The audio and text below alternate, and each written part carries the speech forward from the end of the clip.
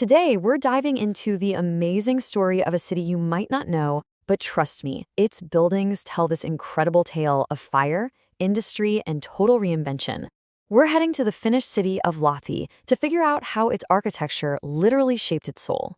Okay, so when you think of a classic European city, what pops into your head? Probably ancient stone castles, right? Giant cathedrals, centuries of royal history, all that stuff.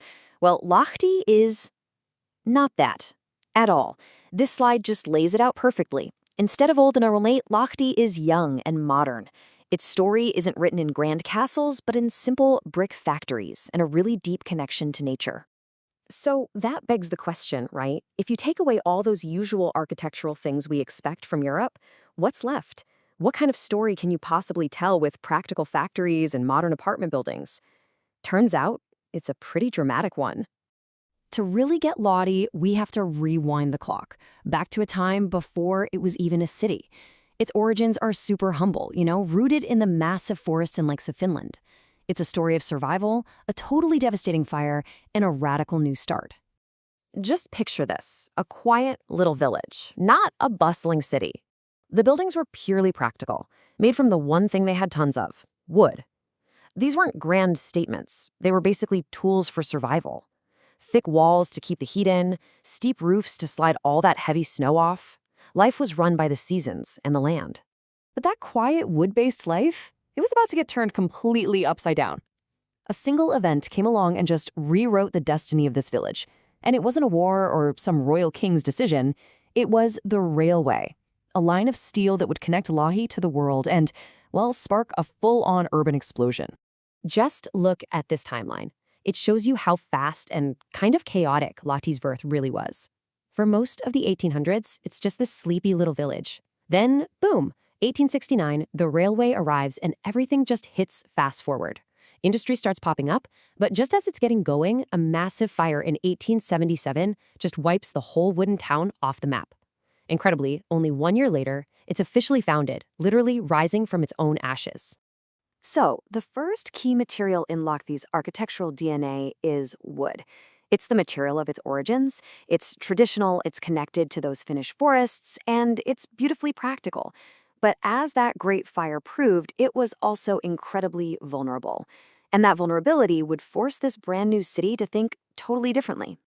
So coming out of that fire and this new industrial boom, Lahti started to forge a completely new identity in the 20th century. This wasn't about rebuilding the past. No, it was about inventing a future that moved from raw industrial grit to that clean, functional design that Finland would become famous for. And here's the crucial shift. After the fire, a new material became the symbol of Lahti, brick. It was fire-resistant, it was strong, and it was perfect for the huge factories and sawmills that were now the heart of the city's economy. Those red brick factories weren't just buildings. They were statements of power and permanence. It wasn't all factories, though. As Finland's sense of national pride was growing, architects like the great Eliel Saarinen brought in this style called national romanticism. It was all about creating a distinctly Finnish identity in their architecture. Saarinen's City Hall from 1912 is a perfect example. It's strong, it's monumental, but its inspiration comes straight from Finnish nature and folklore. It was like saying, hey, we're a unique culture with our own story to tell.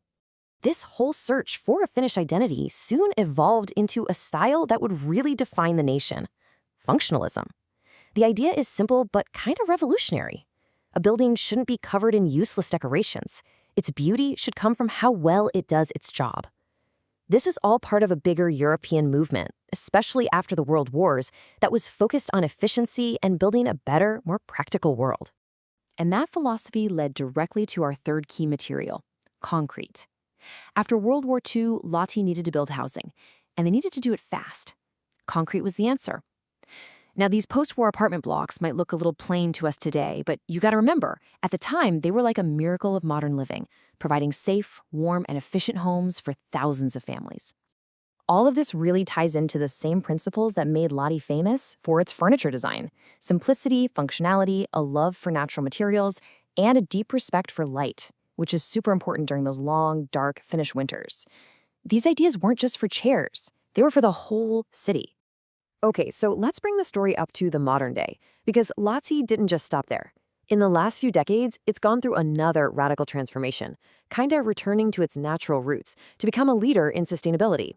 The Sibelius Concert Hall, finished in 2000, is the perfect example of this new direction. It's the modern icon of Lahti, and this quote just nails why it's so important. It's this breathtaking combination of glass and wood sitting right there on the lakefront. It's proof that modern architecture can be deeply connected to nature. And here is where our story about materials comes full circle. The final and most modern material is wood. It's back. But now it's not just the traditional choice. It's a high-tech, sustainable material that represents a conscious decision to build a greener future. And that commitment absolutely paid off. In 2021, Lahti earned the super prestigious title of European Green Capital.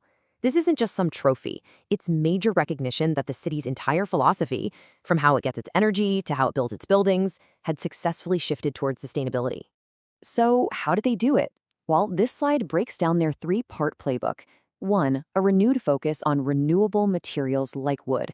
2. Designing hyper-efficient buildings. And 3, and this is so cool, recycling their old industrial buildings for new purposes, which preserves their history and avoids waste. And you can't talk about Lahti's skyline without mentioning these things. The ski jumping hills are these massive works of engineering, but they're also powerful architectural symbols. There to Lahti what the Eiffel Tower is to Paris. You see them and you instantly know where you are and what that city is all about. So let's just sum up this whole transformation. Lahti went from being a gritty industrial hub defined by rapid, almost chaotic growth, to being a green capital focused on a thoughtful, sustainable future. Its core values shifted from being just functional and practical to being cultural and sustainable too. So what's the big takeaway here? What makes Lahti's architecture so special? It's that it's a physical record of every single stage of its incredible journey. You can literally see the story of industrial growth, then the clean lines of Finnish modernism, a constant respect for the landscape, and now a clear vision for a sustainable future. And that's really the heart of it. Lahti's story isn't about preserving one ancient moment in time. It's about the power of constant adaptation and transformation. Its buildings tell the story of a city that is always evolving, always looking forward. Which leaves us with one final thought. Architecture isn't just about cool-looking buildings. It's the stage where we live our lives. So take a look around your own town or city. If its buildings could talk, what story of transformation, identity, and future would they tell? Thanks for joining us on this explainer. We'll see you next time.